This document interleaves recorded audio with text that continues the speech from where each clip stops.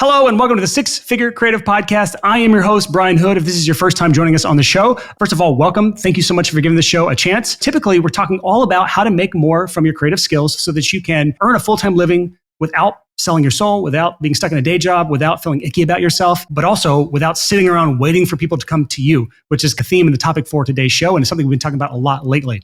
If you are a returning listener, thank you so much for giving this show your repeated attention. It means a lot to me. And I'm excited for what we're going to be talking about on the show today.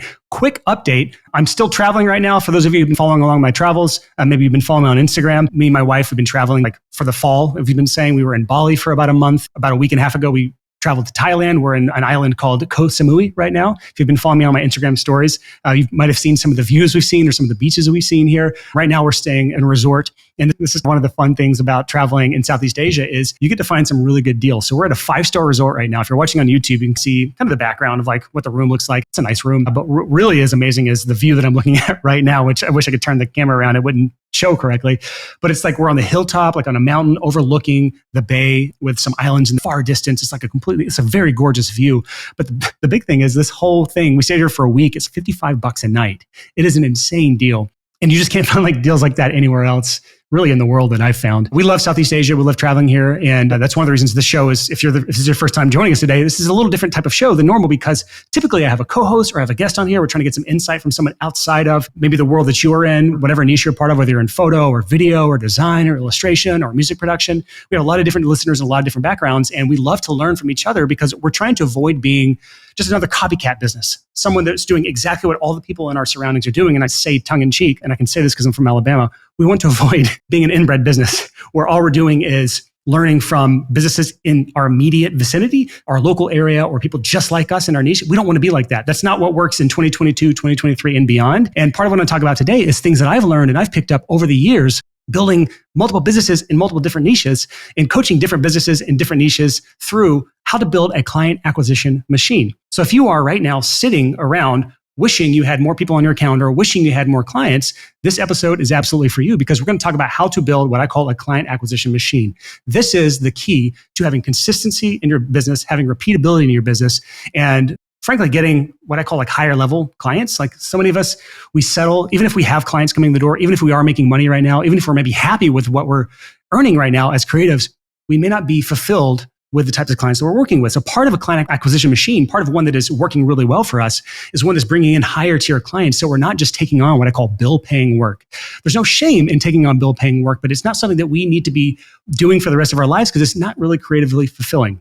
So this is something that I've talked about quite a bit in the last, I'd say 2 or 3 months on the podcast. We've had an entire client acquisition series. We've had guests on the show who've talked about different elements of this. I really encourage you, if you're new to this podcast, go back, listen to the backlog and listen to some of the shows. You can choose based on titles, what you think you might need right now.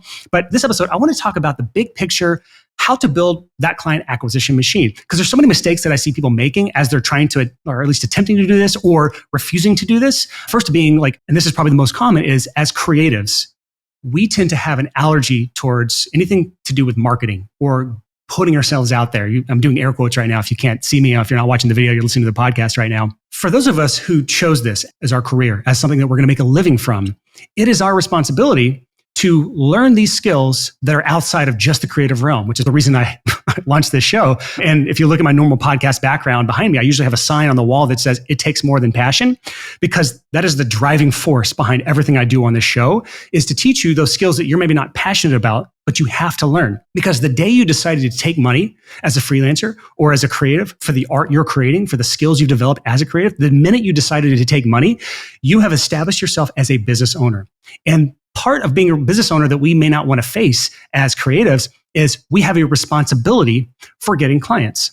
Every business on earth has to figure this out. It's called marketing. And the mistake that so many creatives make is we rely on something called hope marketing. That is where we just sit, we hope, we pray, we're waiting for referrals to find us. And if that is working for you, great. This episode is not for you. If your calendar is booked solid, 100% full with your ideal clients just from referrals, good for you. That's a place that many creatives can make their way to eventually as you've built your what I call word of mouth snowball to a large enough point where that's a self-sustaining thing.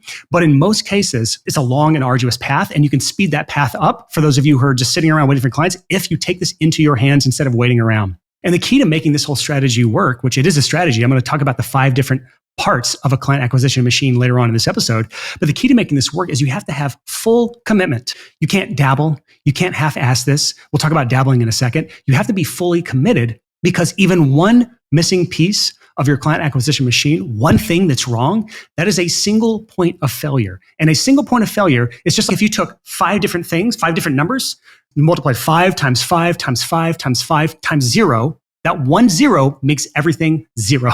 So if you look at it from the equation like that, we have to have every single part of this, and it has to be well optimized in order for this to work. And that takes full commitment. And it can't just be, I work on the things that I want to work on, the things that I feel like I want to work on. Again, we have to take full responsibility as business owners and make this stuff work and build this stuff out and take initiative with this. And I want this episode to be the thing that helps you step closer to that. Now, for those of you who have listened to this podcast for a while, I do want to point out one other kind of pitfall or mistake that you have likely made as you've heard some of these episodes that we've talked about this thing at great length. You're the dabbler.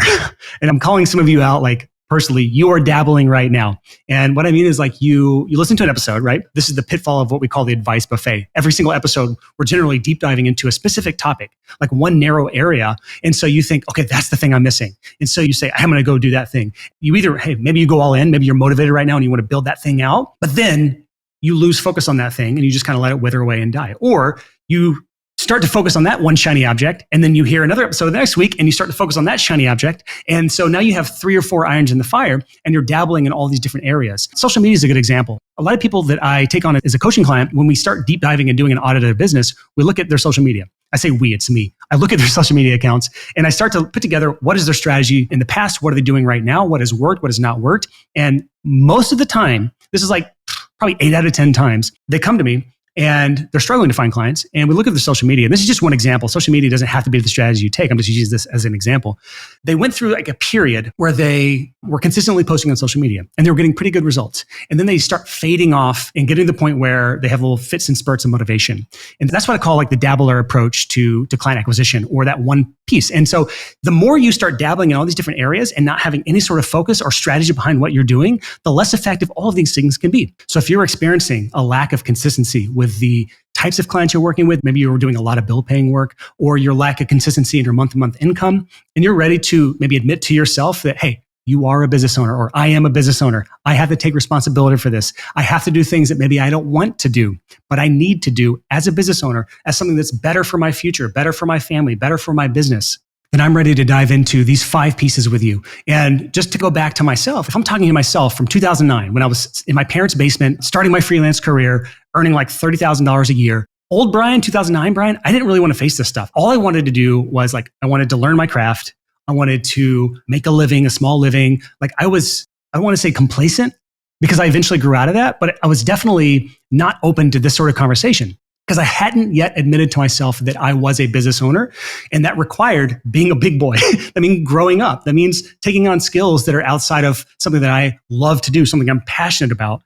And as business owners, we sometimes have to face, there's a second side of our business that we are not naturally drawn towards. And 2009, Brian, me, was not ready for that conversation yet. But 2011, 2012, 13, 14, Brian, as I grew as a business owner, as I became from just a simple freelancer to a more sophisticated entrepreneur, I started to make that mental change. It changed everything for me. This is what has allowed me to just, I wouldn't say graduate from freelancing, but it's allowed me to step out of just freelancing into more scalable income with my software companies, with my coaching business now, with real estate, with Airbnb. Having these skill sets and just the mindset of being open to these new things, these new ideas, these new strategies and new methods has been the difference for me and has created options. So even if you don't necessarily have this grand scheme in life to build your freelancing career to 6 figures or whatever the magic number is in your head, 200,000, 250, $250,000 a year. And then I want to move to a more scalable business, whether it's consulting or whether it's coaching or whether it's courses or whether it's software or whether it's something completely different. Even if you don't have that mindset, the mere fact that you are considering these skill sets and learning these skill sets opens up all sorts of options for you as a freelancer that you wouldn't otherwise have if you're just sitting around waiting for clients to find you. So let's finally dive into these 5 parts of a client acquisition machine. And one thing I think I've failed to mention is There's a specific order to this. This process that you're getting right here, these 5 parts, this is literally what I work through with every single coaching client that I get. I work through all 5 of these parts in this specific order. And it's similar to like baking a cake. Like that's probably the best analogy I can find. Whereas you might have all the ingredients laid out in front of you, but if you don't know the right order to put things in, you're probably going to come out with a different type of cake than you might have wanted. It's not going to taste good. It might be flat. It might fall into this gross pile of mush. And doing things in the specific order that I'm laying out on this episode is part of what makes this work. Because we've had past episodes where we talked about, I think episode 221, Mark and I, my substitute co-host, we talked about 4 missing pieces of your marketing plan. And in that, we just talked through it from like a funnel perspective, like top of funnel to bottom of funnel. If you're not familiar with those terms, don't worry about it. It's not anything that's that important to know right this moment. But we talked through it in a fashion that actually isn't the way you would implement things. You actually would implement the complete opposite of that. So I want to make sure you understand that the way I'm going through this is the order of operations that makes the most sense, giving people that already have an established freelance business. So if you are at the point where you have clients coming in, it's inconsistent, it may not be the number that you want it to be, but you have some income already, then this is the better order to go through things because it helps us eliminate waste products or waste byproducts. For example, like if the first thing we ever did with you is just, hey, we're going to go launch Facebook ad or YouTube ad or Google ad campaigns for your business. That is usually the biggest, most wasteful thing that you could possibly do because you don't have anything in the foundation. You don't have anything in place to capitalize on that. You're going to waste money, first of all, and then you're going to waste a lot of opportunity. So the order that I'm going through here in these 5 parts is the order that I go through with every client. And it has been proven time and time again to be the most effective way to get all your ducks in a row when it comes to a client acquisition machine. So let's talk about the first part of this. The first part of your client acquisition machine is what I call setting the foundation. And the reason this is important is because without a good foundation, just like this is like the stupidest, most common example, but like if you build your house on sand, it's not a good foundation. It's going to fall apart as it rains, as water hits the shore or whatever. Like the foundation has to be secure for the rest of the stuff to work. And there's a couple things that I look at with every person that I work with that is part of the foundation that most people either overlook or they skip past or they just fail to even consider. The first is, what are you offering people? Everyone that I work with, I try my damnedest to help them create what I call a transformational outcome. If the service you're offering is nice to have, if it's a small and tiny improvement, if it's a vitamin instead of a painkiller, then it is really hard to make that business work in any regard. So when you look at the service you're offering right now, if you look at before they come to you and after they come to you, if you wouldn't consider that a transformation, slight improvement at best, you're going to have a much harder time because the bigger the transformation, the more you can typically charge. And just to give you an example that I think everyone can understand is if I help you lose 300 pounds and keep that weight off, 300 pounds is a massive transformation for anybody. That's 2 humans worth of weight lost. That is what I consider a transformation. Now, we're not talking fitness here.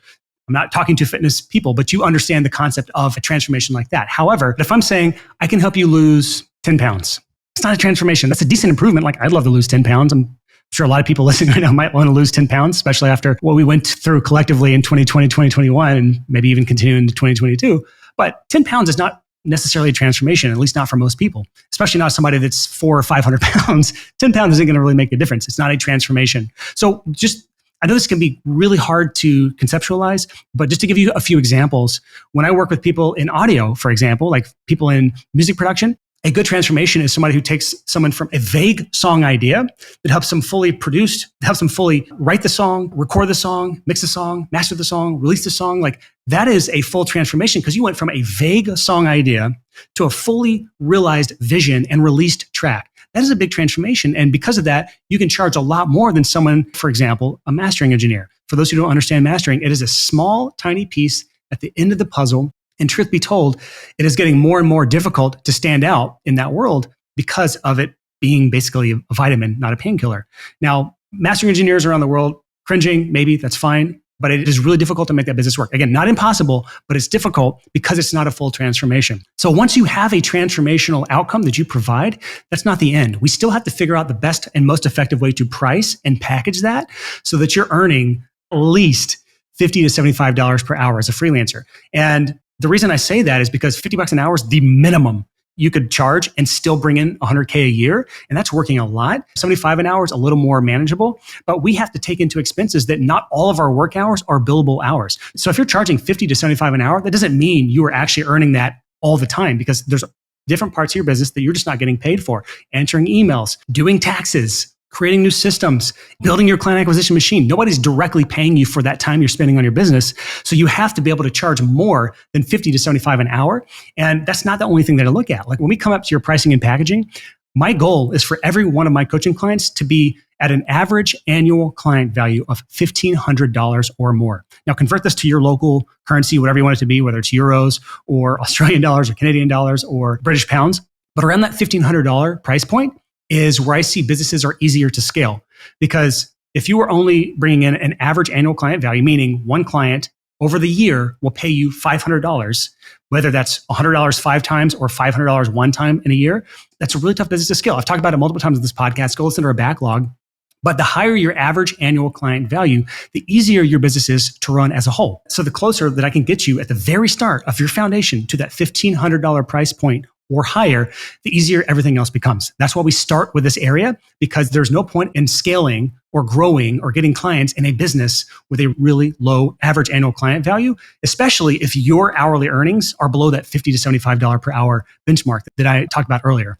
So that's part one, setting the foundation. The goal, again, is to get an average annual client value of $1,500 or more. So once we get that sorted out, we go to the second part of anyone that I work with is we do what I call plug the leaks. That means all of the potential opportunities you're getting right now that are just leaking through your funnel or being wasted, we have to find the way to capture those. Because again, before we start working on all these new ways to get leads in the door and get eyeballs and get yourself out there and get new opportunities for potential clients, we have to capture what's already there because so many people have planted seeds. They've nurtured them. They have all this wonderful low-hanging fruit all around them. They're doing nothing about. And so before we start doing all these fun, I call them fun because I'm like a nerd with this stuff and I love this whole world of marketing and client acquisition and making, it's a lot of problem solving is what this is.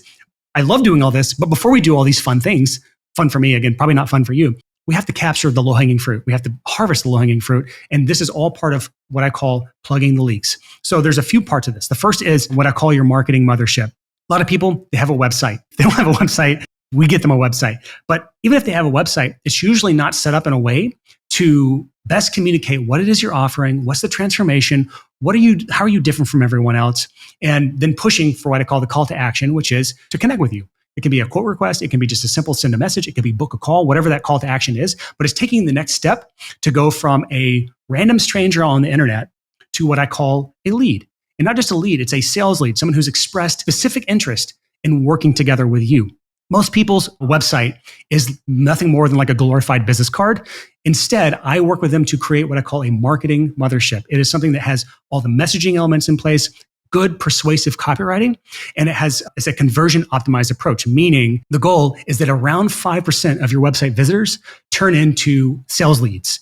So if you are below 5%, meaning like if you have 100 people that come to your website in a month, 5 of them are reaching out to you for pricing or for availability or specific interest in working with you. If that's not the case for you, if it's not 5%, there's a lot of room to improve here. But that's not all. Like when we talk about plugging the leaks, you can get these sales opportunities in the door, but if you're not able to close them, you don't have a good sales process into place, then you have, again, squandered opportunities that have come in. So you might have 5 to 10 inquiries coming in every month. But if you can't close those, what's the point of doing any more work to get more opportunities for you? We have to, again, plug the leaks. We have to make sure you can close the few opportunities you're getting right now. So maybe you're only getting 1 or 2 or 1 every other month. We have to still make sure that you're able to capitalize on every single opportunity, because if you can't capitalize on the few you're getting now, you don't deserve to get more. I'm sorry, but like, part of being a creative, and this is a mindset shift that I think a lot of people have to make before they can make this stuff work. Part of being a creative is first owning the transformation that we provide to our clients. And when I say owning that, I mean, we fully believe in the fact that we can help our clients lose 400 pounds, just for that example. If you could genuinely help someone lose 400 pounds, just again, as a broad example here of something that is truly in transformation, if you can genuinely help someone lose 400 pounds, it changes their life forever. It eliminates health problems for them forever. It changes their family tree because they can live long enough to see their kids and their grandkids. Again, that is a massive, amazing transformation. So if you fail to get a client because you don't have a good marketing mothership in place and a good sales process in place, you are denying those people the transformation that you can provide to them. And I'm not going to pretend that every one of you listening right now has that large of a transformation. In most cases, it's not that large of a transformation, like truly life-changing. But in a lot of cases, you're still making a large impact on their lives. So if you offer a genuinely transformational outcome and you're helping change people's lives and affect their lives in a positive way, it's almost your duty to get the things into place to turn them from a random stranger on the internet to a client or a customer of yours because you can truly help them. Issues come up when you don't believe in what you're doing. The issues come up when you self-sabotage because deep down, the person down the street is better than you. If that's the case, go work on your skills. Go work on your creative skills. Come back to this podcast later on when you know that your creative skills are not the bottleneck. But the second your creative skills are no longer the bottleneck, the second you can provide a better transformation than the freelancer down the road, the person who stiffs their clients, the person who ghosts their clients, the person who charges a lot and gives a little. The second you are better than that person, it is your duty and obligation to take the things that I'm talking about here, the marketing mothership, the sales roadmap, the sales process, how you turn someone from a stranger to a client. The second you are better than your competition, it is your duty to do this. And again, that is a subtle mindset shift that I think most people haven't really made. And I want you to at least consider that mindset shift that you likely need to take right now.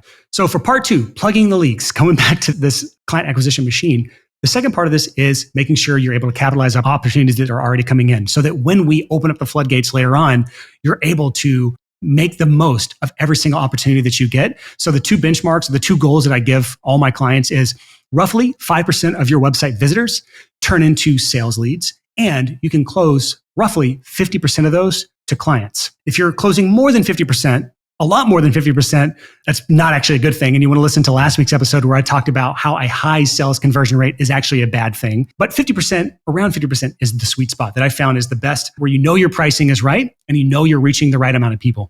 So in part 1, you've set the foundation. You have a good foundation, good pricing, good transformation. Part 2 is you've plugged the leaks in your sales process and your leads process and your funnel, whatever you want to call it. You've plugged those leaks. So now in part 3, we can start worrying about attracting new leads. And if you're a long-time listener, you've probably heard me talk about this next thing a little bit, but I still want to dive in a little deeper here because again, this stuff, I want this to be as clear as possible for you of how to do these things. There are 2 types of leads that every business has. And you've heard me talk about this on past episodes. If you're new, then I'll explain this. There are sales leads, and those are people that have directly said, I want to work with you, or hey, how much would you be for X? Or hey, are you available for blank? That's somebody who has expressed interest in working with you directly.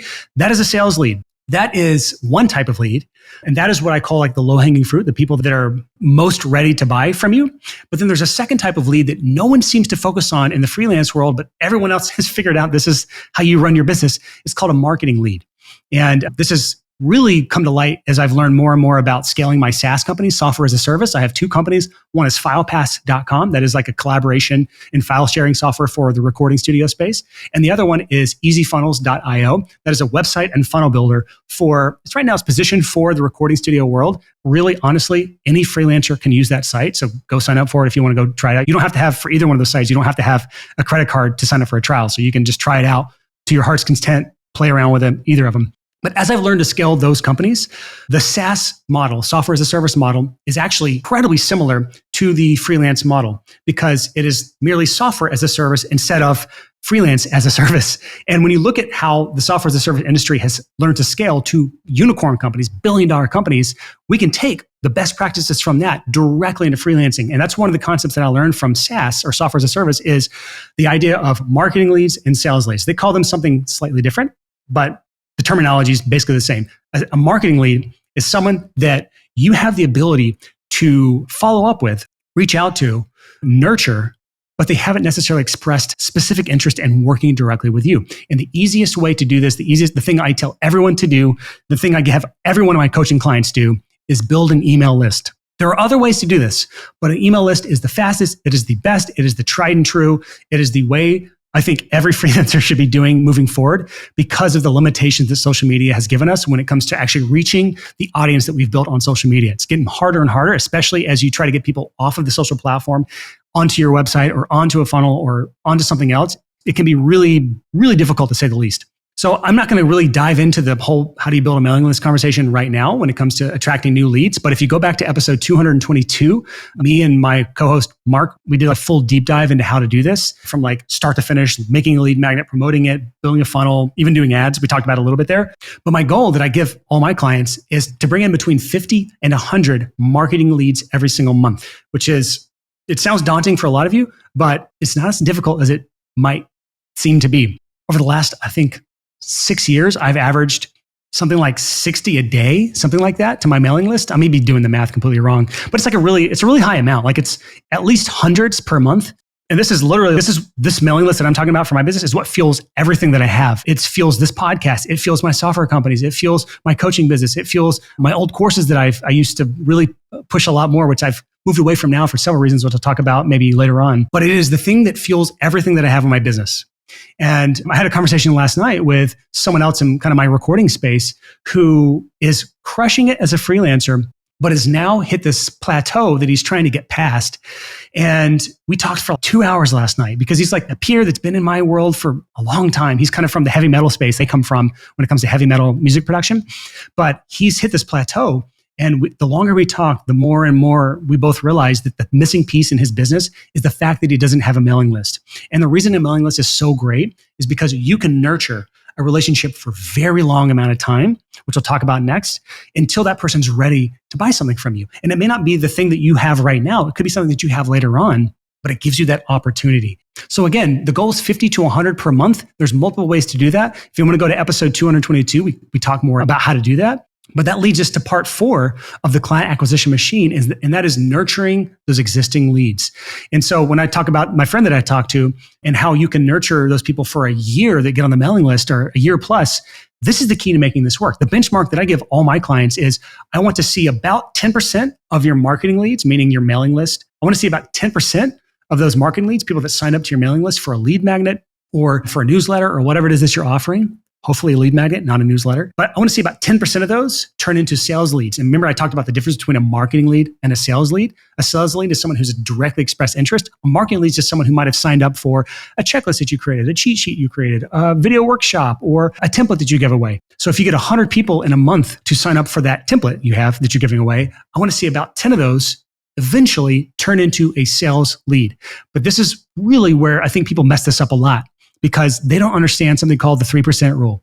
And the 3% rule basically says, of all the people that sign up to your email list, only about 3% of them are actually ready for whatever it is you offer right now. And that number can vary. It could be anywhere from as small as 1% up to 5 to 8%, maybe 10%, but usually not. I'll just say about 3% is kind of what I see. 3% of people are actually ready for the thing you offer, meaning 97% aren't. So you're missing out on a huge chunk if you fail to keep that relationship alive. So think about it like any relationship. When you meet somebody, they don't really know you. They don't trust you. And even if they're ready for your thing, they may not like or trust you enough to actually hire you. So what are you doing to build that relationship over time? And I'm talking like a long-term approach, 12 months or longer.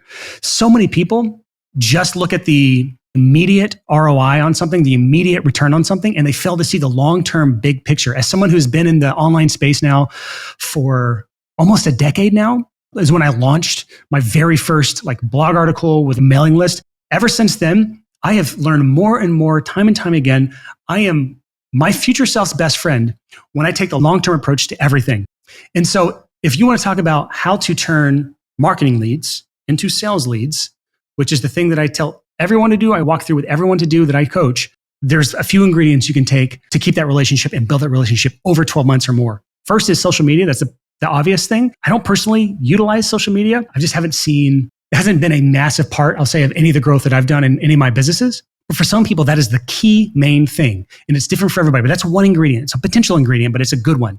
The second is a simple newsletter, just emailing the people that are on your mailing list every single week or every couple weeks or at least once a month to remind them of who you are, to add value to them, to build that relationship. Again, think about it like a genuine friend that you have just met, somebody you've just met for the first time, you're trying to turn into a real friend. Would you just send them a text message one time and then never talk to them again? That wouldn't work very well. You would be intentionally reaching out to them, connecting with them, nurturing that relationship, trying to have more touch points, for lack of a better term, until that relationship grows and blossoms into something better than just an acquaintance, something that goes more to a friendship and then maybe even a best friend. we have to take the same approach. A newsletter can be a great thing. My favorite method, and the method that I try to get most of my clients to do, not everyone is bought into this specific approach, but it's content creation. So this podcast you're watching right now, that's a piece of content that I put out. I do this every single week. It helps build a relationship. It helps build trust. It gives genuine value to you. And then later on, if you want to purchase anything that I offer, go for it. But you're more apt to purchase something from me in the future if I have genuinely added value to your life and you know that I am the person to help you with the thing that you're struggling with.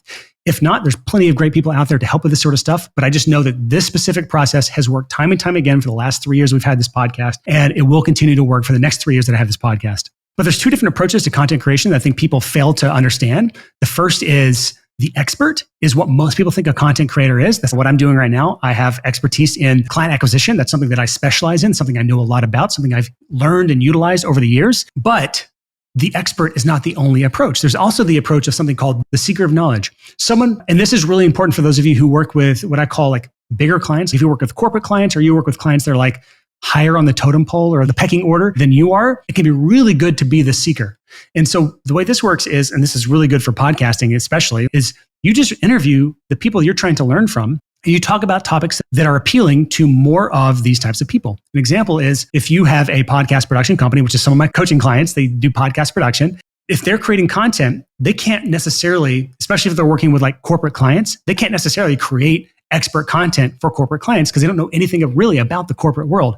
But they can ask questions to corporate clients that appeals to other corporate clients. And if you want to see a really good example of someone who does this better than anyone else, go look up the business called Sweetfish Media. Sweetfish Media. They're a podcast production company. They're one of the biggest that I've seen. They bring in $3 to $5 million a year, which to put into more manageable perspective is somewhere around $250,000 to $415,000 per month. So you know they are doing something right. They do everything that I teach, everything that I'm talking about, they have actually implemented in their business as well to wonderful results. And by the way, this is not a coaching client of mine, so I don't want to misconstrue and say this is like a coaching client. This is just someone that I've studied and learned from by watching exactly what they do. But they build their mailing list. That's one thing that they do. They have lead magnets. They give things away in order to get you on a mailing list.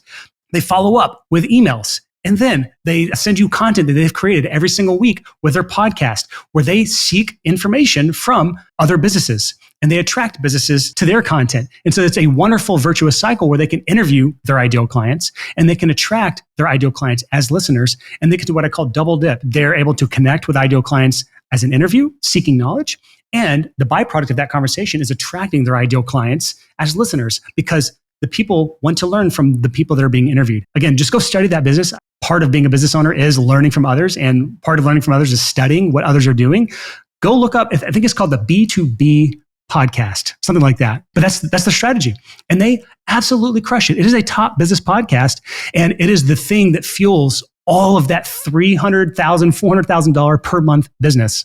So the goal here, just to bring this back to simple terms that I think most people can understand, is to turn 10% of your marketing leads into sales leads. So if you get 100 marketing leads in a month, 100 people on your email list, eventually over the next year or so, it'll be a trickle. 10 of those will turn into sales opportunities for you. And then going back to the last benchmark I gave you, about 50% of those should be turned into clients. So those are the four main parts of the client acquisition machine, but there's a hidden fifth part that no one talks about. I see no one teaching. And this is arguably the most important part, and that is optimizing. Or you can look at it, if you're talking like in engine terms, it's tuning and optimizing.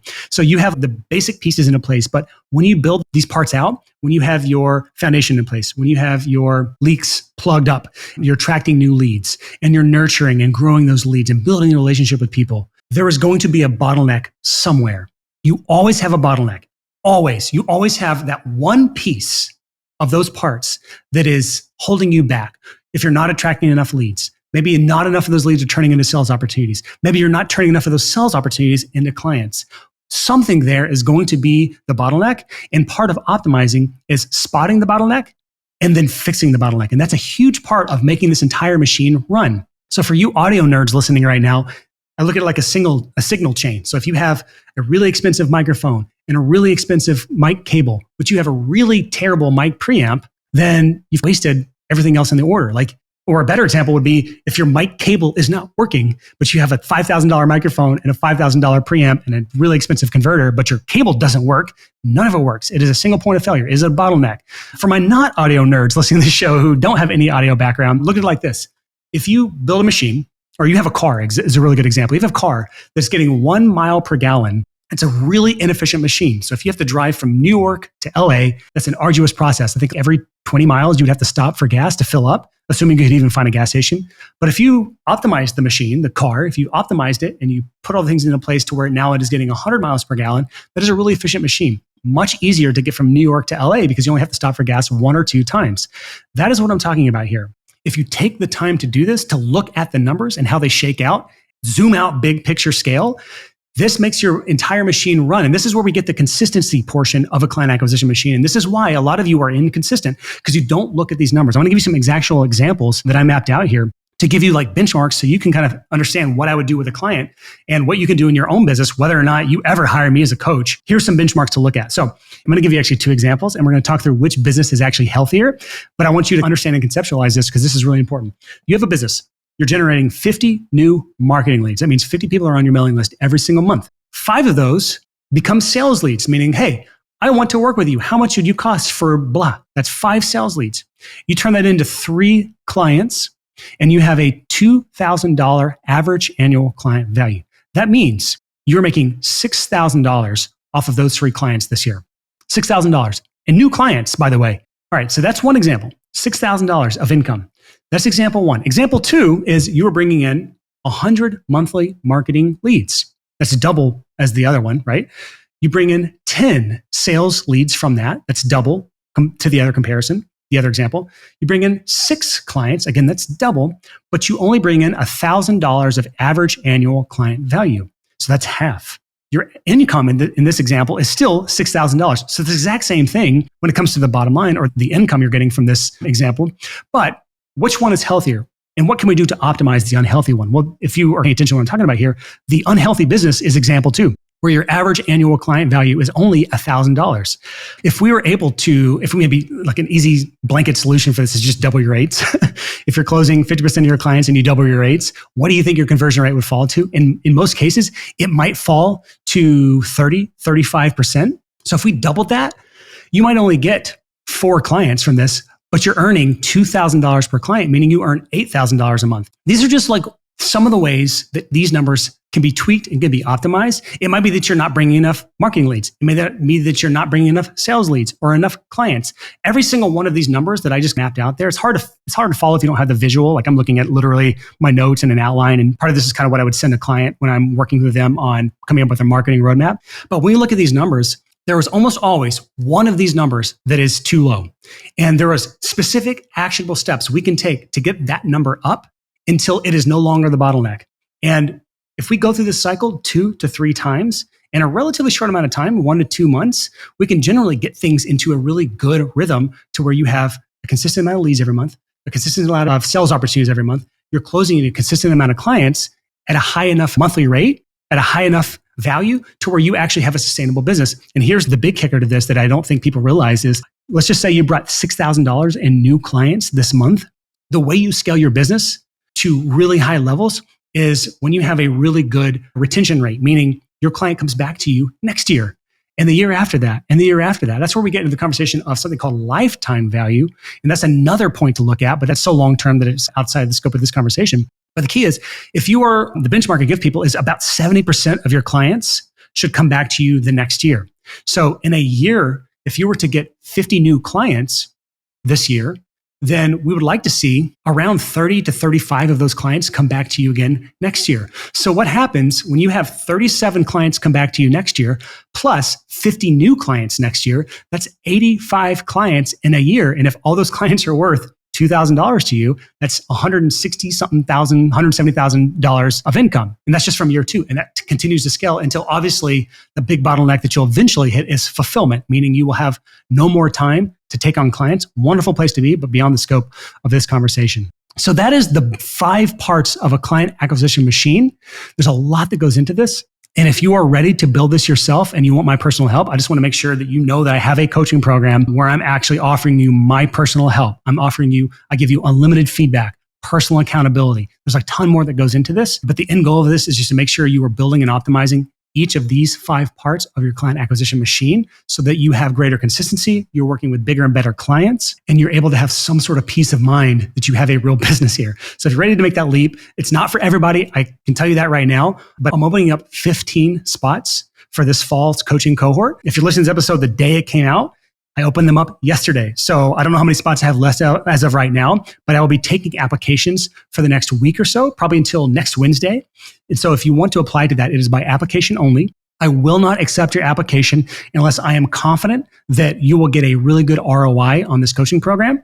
But if you want to learn more, I have a video on a landing page that gives you more information about this. But the link to that landing page will be in the show notes. If you just go to sixfigurecreative.com/225, that's the show notes for this page. Or if you just open up your podcast app, or if you're on YouTube, just open up the description and the link will be in the description to the actual page where you can apply for this coaching program. But I'm also going to take the video from that page and just put it at the end of this episode. And that way you can just hear me talk through the entire coaching program and just see if it's a good fit for you. Again, I promise this is not a good fit for everybody, but if you were at the point where you've hit a plateau, you want some personalized help, and you think that this is something that you are ready to take the next step forward, and you're willing to be fully committed and not dabble, then this is something to at least consider. Stick around, listen to the rest of this episode for the full explanation of what comes with this coaching program, how it works, all the unique attributes that come with this. And you'll want to apply, at least apply if you're interested in some way, shape, or form, and we can talk about whether this would be a good fit for you. So before I see that video, just want to thank you for listening to this whole episode. I want to thank you for giving this podcast a chance or continue to listen to this podcast if you are a regular listener. But here's the video for the coaching program that I call Clients by Design. It's where we build and design your client acquisition machine. We implement all the things I talked about from this episode. If this episode was something that was interesting to you, that you know you need help with, this is absolutely something you're going to pay attention to. So here's the video. Clients by Design is a coaching program built to help creative freelancers build their own client acquisition machine, so that you can create a reliable, repeatable process for getting a consistent flow of clients to your calendar every single month instead of passively waiting around for clients to find you. I call those who wait around passively for clients to find you.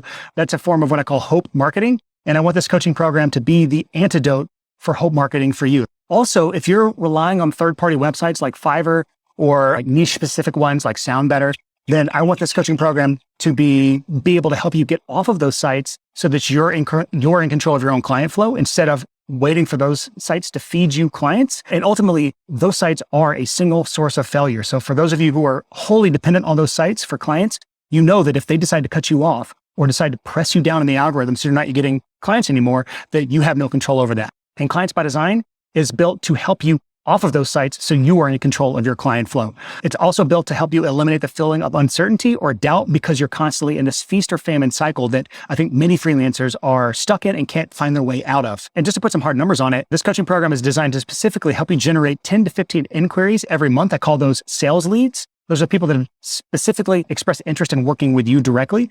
And that'll turn into 4 to 8 high quality clients every single month with an average annual client value of about $1,500. So that means one client will be worth ideally around $1,500 a year for you. And obviously this can wildly vary depending on what services you're offering, what niche you're in, how it all works. But I have people that are as low as $500 average client annual value, which means we have to get way more inquiries and sales opportunities for those people. And then there's people that are in the podcast production space with like $10,000 to $15,000 average annual client values. And those people don't have to get that many clients in order to make the income goals that they want to hit. This program is also designed to give you confidence and excitement to show up in your business every day because there's repeatability in your business. There's confidence that you know you're going to make what you need to make at the end of the month. And really, it's to help you get out of your own way. So if you feel like you've stagnated or hit a plateau as a freelancer, this program is designed to get you out of that slump. So how do we actually accomplish that? Let's dive into the process now. This is where Clients by Design is set apart from any other coaching you might have joined or courses you might have joined, because it's truly a one-of-a-kind program. And I honestly haven't seen anyone else do anything like this before. But there's 2 fundamental areas that we focus on in Clients by Design. First is the 6 months of transformational coaching. Everything is designed to get you to what I call coachable moments. So in this, there are a number of things that I give you. First is a tailor-made 6-month, what I call your continuous clients marketing roadmap.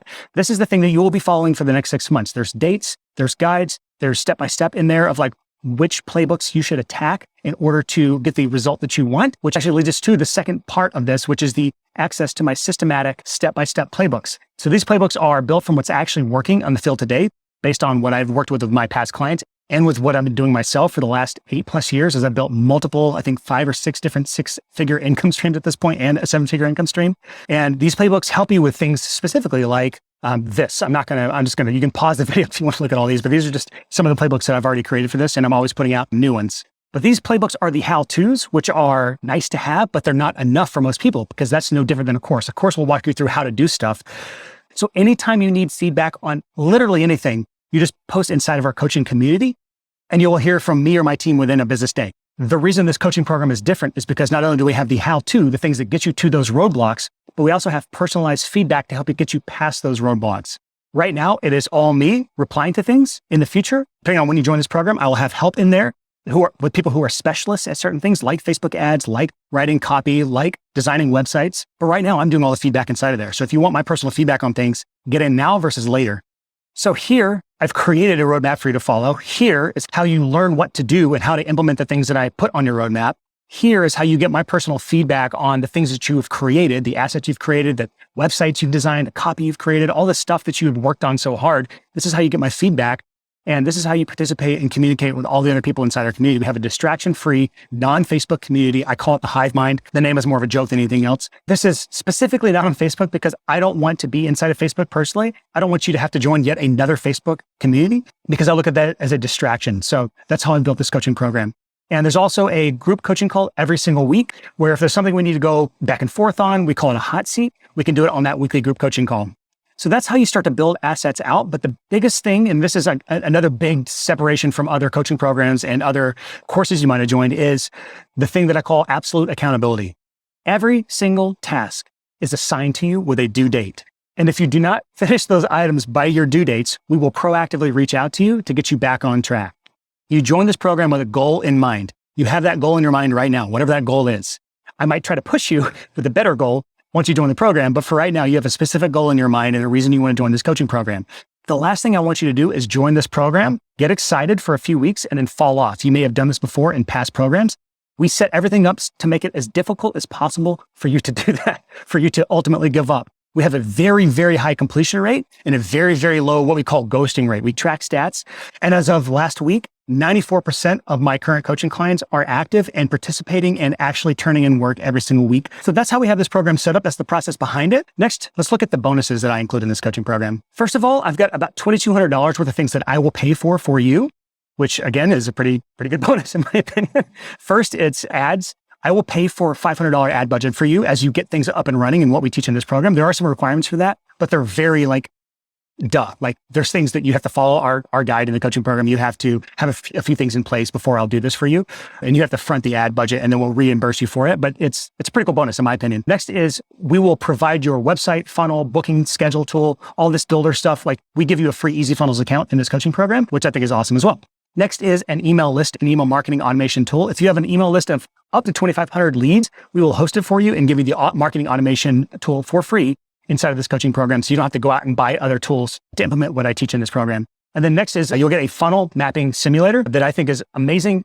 It's hard to explain here or show you, but it'll be really handy as you start getting into paid ads. There's also done for you templates that saves you what I would estimate is around 20+ hours, which again, if you value your time at $50 an hour, that's $1,000 of your time saved. I have a pre-made website and funnel templates for you. All you need to do is change images and words around. You can follow the playbook guides that I've created for this. There's pre-made email marketing automations for you that help you implement all of the email marketing guides that I have in this coaching program. There are pre-made sales scripts so that you can just basically swipe and adjust some things for you, which saves you a ton of time when trying to come up with how do I run a sales call so that I'm actually turning leads into clients.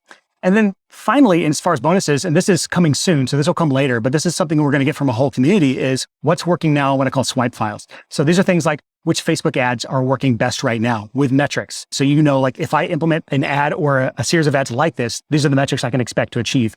Lead magnets, which lead magnets are most effective for building my mailing list, along with earning per lead metrics. Landing pages and funnels, which of these are working the best as far as conversion rates and what do we do as a community to get those numbers up. This will all be included later on as I get these things back from my community and coaching members. But I think this is another amazing bonus to be added here. Next is the section on what I call reasons not to sit around and think about it. This is what everyone wants to do. They want to wait for all green lights as they consider the pros and cons, consider whether or not they're ready, consider all the things that they're waiting for before they can say that, hey, I think I'm ready to apply for this coaching program.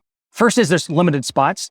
I've opened up I think 20 spots. I may actually bring that back to 15 right now because of my capacity and my time that I'm spending on these clients, but 15 to 20 spots, call it 15 to 20 spots. And there are over 30,000 freelancers getting this offer. So that's something you don't want to sit on forever. The reason is I only want to work with a small group closely. So I'm obviously not going to take on hundreds of people in this coaching program because it takes my individual attention. Next is there's a deadline to apply. And depending on when you're watching this video, I'll have a deadline on this page somewhere, but there is a legit deadline for this coaching program applications.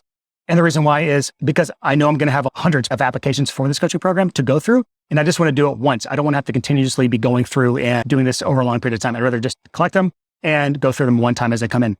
So if you are sitting on the fence right now, I would encourage you to at least apply and get the application in, because I am giving out coaching spots first come, first serve. As I approve people, I'm offering you the coaching spot. You can take it, you can leave it. But once I fill the spots, I'm done with this coaching cohort for this period and I will move on. And final is what I call guarantee or risk reversal. I think this is imperative for any program or any service. So if you are offering a service as a freelancer, you can take this bit and do it for yourself, however you want to replicate this part. But first, I have unconditional guarantee. And that is when you get your continuous clients marketing roadmap, if you are not happy with it, you get a refund. I'll refund the full pay for this.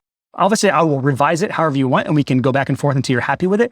But if you just feel like you get this and you don't like it, you don't like what I've built out for you to implement over the next 6 months, then get a refund and you're out of the program right there. And you don't have to commit to anything else. You'll get a full refund. Next is a conditional guarantee. And I call this my ROI guarantee. If you execute your marketing roadmap and you do not get an additional $10,000 with the clients in 6 months, I'll keep coaching you for free until you do. So the reason this is conditional, it just means that if you don't execute this roadmap, then this guarantee does not pertain to you. So you have to have put in the work over the 6 months, hit your deadlines, done the roadmap. And if you still haven't hit 10K of additional clients in those 6 months, based on what you've implemented in the program, not clients that you already would have gotten without this help, but I mean, 10K in new clients that you wouldn't have otherwise gotten, then I will keep coaching you for free until you get those 10K worth of clients. So that is the coaching program. That's all the details. If any questions, you can just reach out to Brian at sixfigurecreative.com. I'm happy to answer them. Otherwise, you can just click the button below this to apply for the coaching program or start your application. And once you apply, I will look through these. And like I said, first come, first serve. I'll look through, I approve, I give you an offer to join the coaching program. You can take it or you can leave it. But I look forward to seeing who applies and see you on the inside.